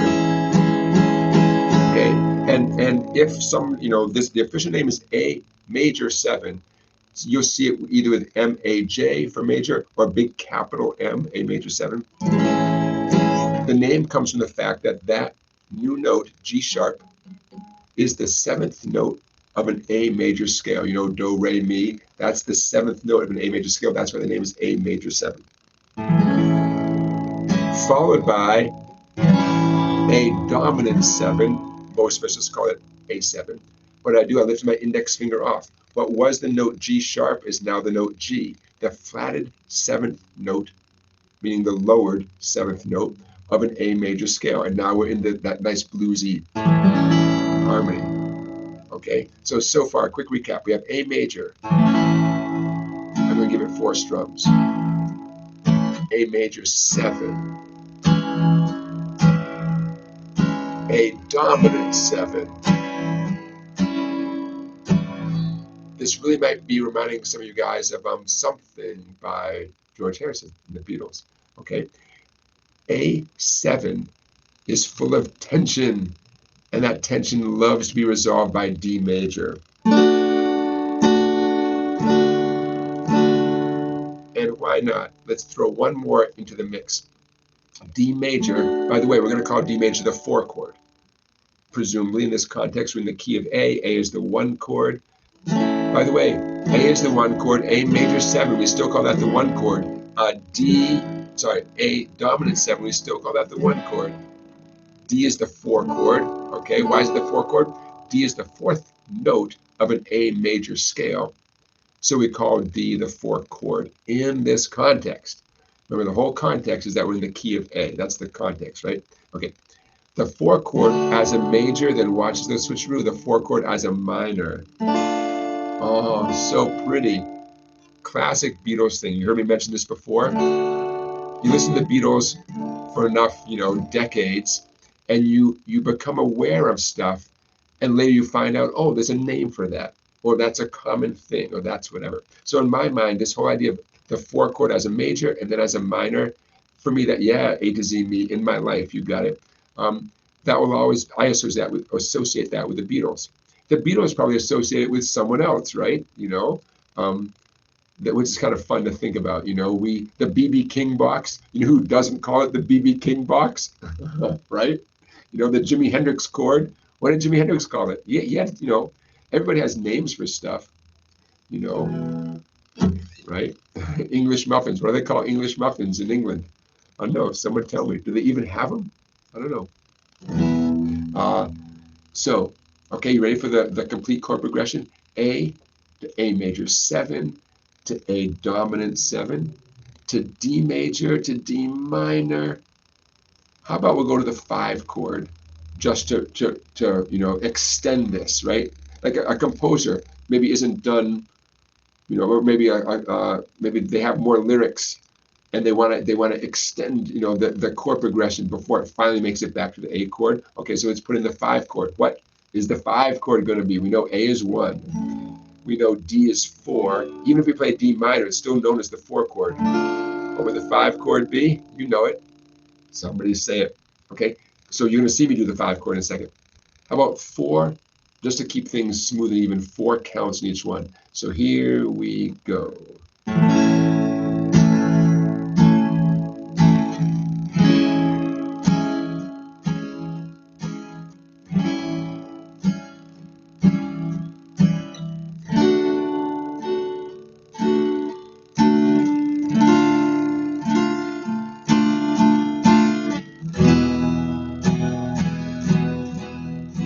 There's a 5 chord, E.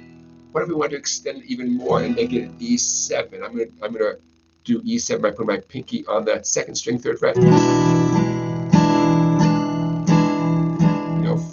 4 more counts to really extend this whole chord progression and finally resolve to the A major chord. We're back home again.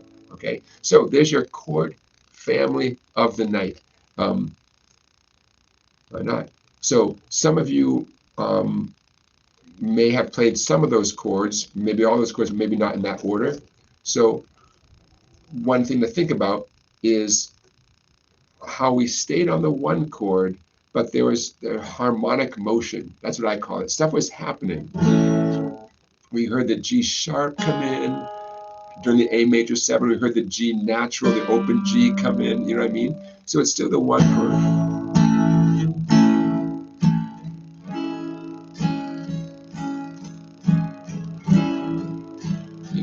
So stuff is happening, but technically we're still on the 1 chord, right? It's a certain effect. It's just an effect, I feel like every songwriter in the world has done this in some capacity. It's a common thing.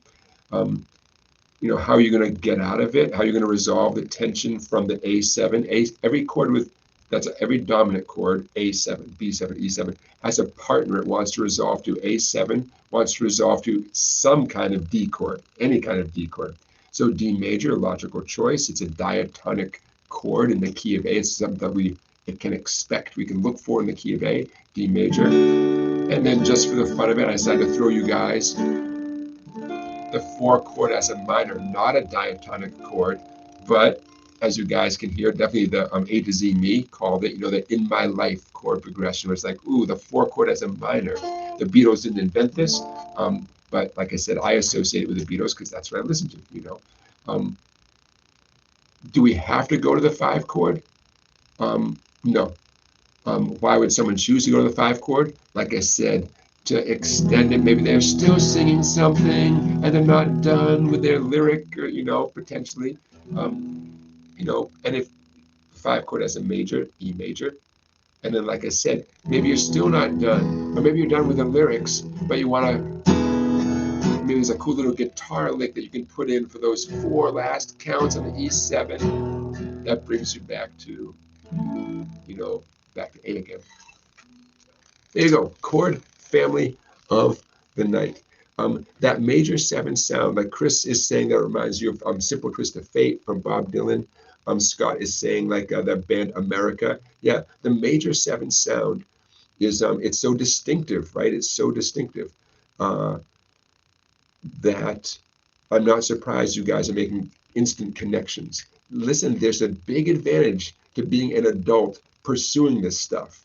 You make these connections that I think are, there's nothing cute about it. I think it's very it's powerful stuff. These synapses or whatever's connecting there. I understand it doesn't make your fingers move faster. You'd still have to practice something to get good at it, but immediately the sound that you hear has this value, and that has to help with progress. It has to, because what could be just some exercise that a teacher gave you, now it's bring up memories of these songs, and you are seeing a much bigger picture than someone who is just simply practicing chord changes. It has to help. Although I wish I could. I wish I could. At a minimum, it's inspiring. Like, oh, hey, I can play this such and such song. At a minimum, it's inspiring, right? Okay, so in light of that, actually, let's go to get back to a tiny bit of philosophy. I like to, as much as I love different topics, different riffs, different chords, different things, I also want to bounce some ideas out for you guys. And I want to say hello to my mom and my brother who may be watching at the moment. You guys, we went out for dinner last night and had a good time. And hello to Music Fan, my wife, who is, hopefully she's got the pets in front of the TV and the pets ignore me, which I don't understand. They hear their master's voice and it means nothing to them. I don't get that. Okay, so here's something I want you to consider. Is music therapy what we're really doing? Not just in this live stream. I mean, when you pick up your guitar, if we frame it as music therapy, it might be positive and helpful and better than calling it practicing the guitar, trying to get good at the guitar, working on a song. So let that marinate a little bit in your brain. If you think of your time with your instrument as music therapy, that's a game changer. It doesn't make the guitar easy, right? I'm not talking about that as much as you don't even know how much music is benefiting you. I sure don't, how much is benefiting me. I do know that there's a scientific field called music therapy, and there's people way above my pay grade who do analyze this kind of stuff. And so just keep that in mind, that you are almost certainly benefiting more than you think, especially when you're working your bar chords and you do not feel like you're benefiting at all. Don't rule out that possibility that the 15 minutes or 30 minutes or the 2 20-minute sessions you do, once in the morning, once in the evening, don't rule out the possibility that you are benefiting in ways that may not be 100% tangible yet. I still think that the day, it's totally possible the day will come where people will have musical instruments as part of their wellness routine, just like, getting a massage or, spa day or anything like that.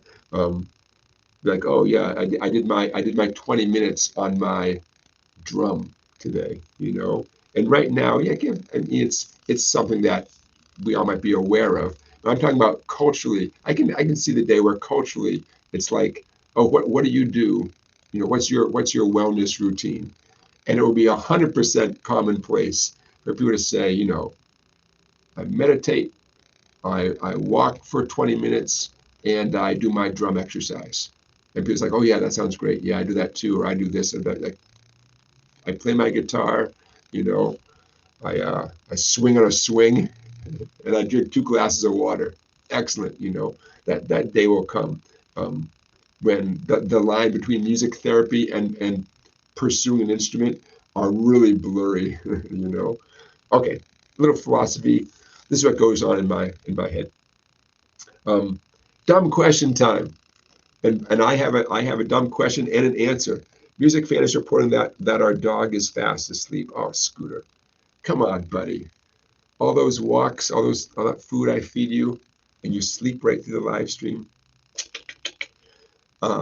Is dumb question time, my friends. If you have a question that you have been slightly concerned about asking because you feel it's a dumb question, now is the moment. And I'll kick things off with my own dumb question. Here's my dumb question of the week, followed by my dumb answer. Not so dumb. What's the easiest song on the guitar that still will impress people? And I have the answer. And I'll give you the answer in 1 second. So where I'm coming from is, look, we all want to get positive feedback from our friends and loved ones, especially if you've been working at the guitar for, you know, a little while and people want to hear something. And you know, so what's the easiest thing that actually sounds, you know, not just like banging on a G chord, nothing wrong with that. But what's something where people say, whoa, that's, people say, I wish I could do that, right? When you want to get that response, I wish I could do that. So here's my dumb question of the night. What's the easiest song that you and I can play that you know, not that hard, but what people will think, whoa, dang, like how long did that take? That sounded really good. Okay. Ready for my answer? Okay, the easiest song, buddy. Here, you can watch from over there, buddy. Okay.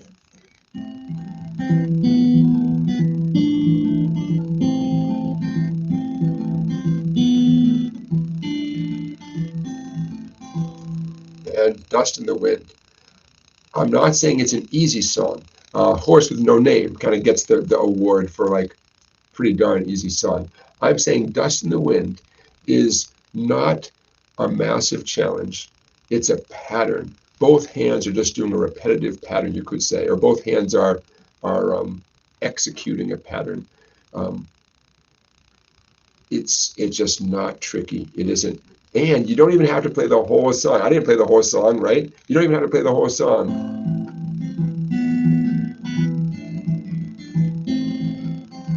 Okay, bear with me for a second. I'm going to turn that mic back on.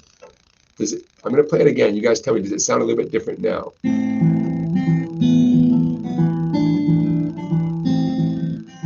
Because I bring this extra mic. I just turned it on just now. I bring this extra mic in the hopes that it makes the guitar sound amazing. I'm not convinced it does. Okay, so there's my answer. Dust in the Wind. Right hand, a repetitive 3-finger picking pattern, not a hard pattern. Even if you've never done any finger picking before, it's a great starter pattern. So it's going to take a little practice, but you get a lot of bang for your buck with Dust in the Wind.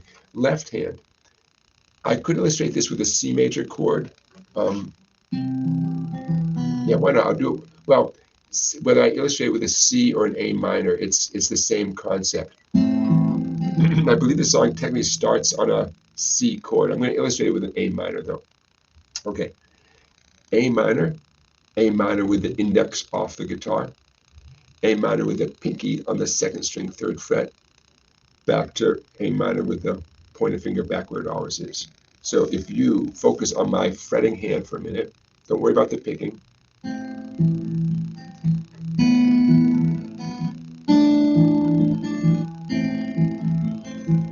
It's not so pretty, right? I'm not going particularly fast.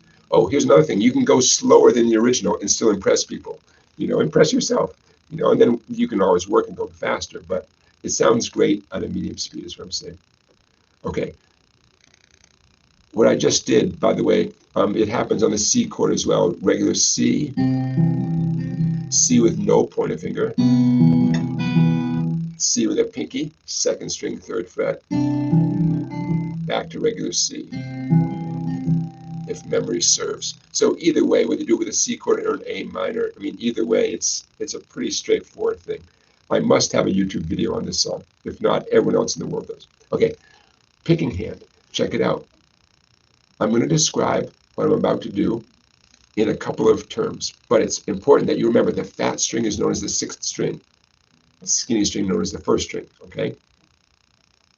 The thumb is going to alternate between 5 and 4, okay? So when I say 4, by definition, it's going to be the thumb plucking 4. If I say 5, same thing. The index finger is in charge of the third skinny string. So if I say 3, you've got to use your index finger. Middle finger on the second skinny string. Okay, so if I say 2, you know it's going to be your middle finger. Okay, first thing, 5 and, I'm going to, just my A minor chord, just regular A minor. 5 and 2, pinching at the same time. Okay, that's known as a pinch. Then, okay, after that pinch comes 4, 3, 5, 2, 4. No way, I'll say that again. Pinch 5 and 2, 4, 3, 5, 2, 4. Pinch 4, 3, 5, 2, 4. Okay, now I'm going to go super slow. Don't worry, don't worry. I got you. You can come back and watch this later. But see how good it sounds as you go faster? Ah, it sounds beautiful. And the trick, other than just lots and lots of practice, keep your picking hand loose as a goose. Okay, relaxed. I know it's hard to do, but that's the best advice I can give you. Notice my thumb is like parallel to the strings, and my fingers are plucking up into my palm. That's good technique right there. Okay, ready? Again, regular A minor chord. Thumb and middle finger pinch 5 and 2 at the same time. Now super slowly. 4, 3, 5, 2, 4.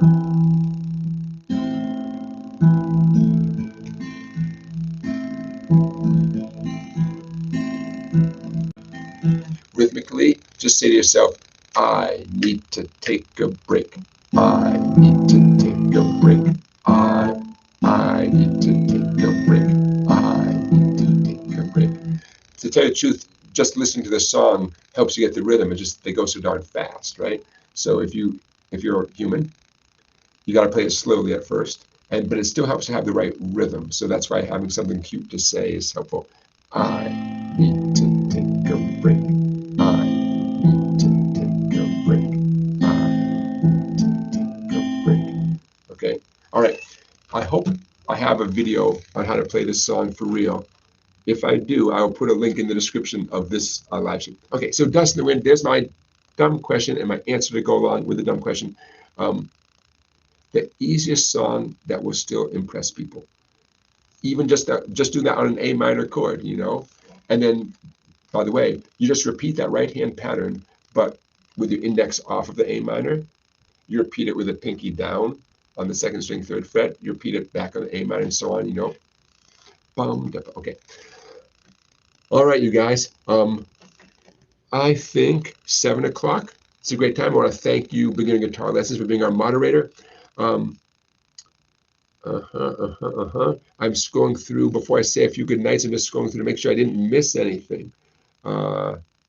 Blair is commenting on the look of this guitar. You know, what a beautiful guitar. The finish, essentially the finish, you know, wears off over time. Yeah, this is a beautiful old Harmony Sovereign. What a pretty guitar. But yeah, you know, hey, if you know how much it would cost if you paid someone to make the guitar look this way? That on $1,000, you know, extra. Bobby Jones says, "Good show, old boy." Thank you, Bobby Jones. Thank you for being here. Oh, sorry for bumping the mic right there. Okay. Yeah, Scott Rose, you know, I don't know if you're joking, Scott, you're making a good point. Wild Thing is a good first song, but will it impress people? Maybe. So, hey, you know, there's a lot of choices, but the first that came to mind, right, ask my own dumb question. The first that came to mind is, you know, Dust in the Wind sounds so good, and it's just not that hard, you know? So that's the first that came to mind. Okay, my friends, so I'm looking at my my plan for tonight. We covered everything that I hope to, with a few leftovers for the future, which is great. Okay, should you be so inclined to shop at Sweetwater. I did it again. I put in the link in the chat. Get yourself a little something. You've been good. Get yourself a little something. And that's how you support what we're doing here, right? Click on that link, and Sweetwater kicks back a little bit of your purchase. You don't even have to purchase it tonight. But if you click on the link tonight, you're sort of, Sweetwater knows where you're coming from. I think someone told me for 2 weeks, for 14 days, Sweetwater's sort of watching to see what you might purchase from them via that affiliate link. Okay, so my friends, if you're good to go, Kristen, I'm going to say good night in Denmark. By the way, Kristen, my niece should be arriving in Denmark any minute now. Let's say no, she's there by now. So Kristen, I don't know how close to Copenhagen you are, but I believe that's where she's going to be. So I told her you would just loan her $1,000. Just kidding. But small world is all I can say. Small world. So I say a few good nights. Good night, Scott. Good night, Blair. Indian Bike Man from Long Island. Good night. Thanks for being here.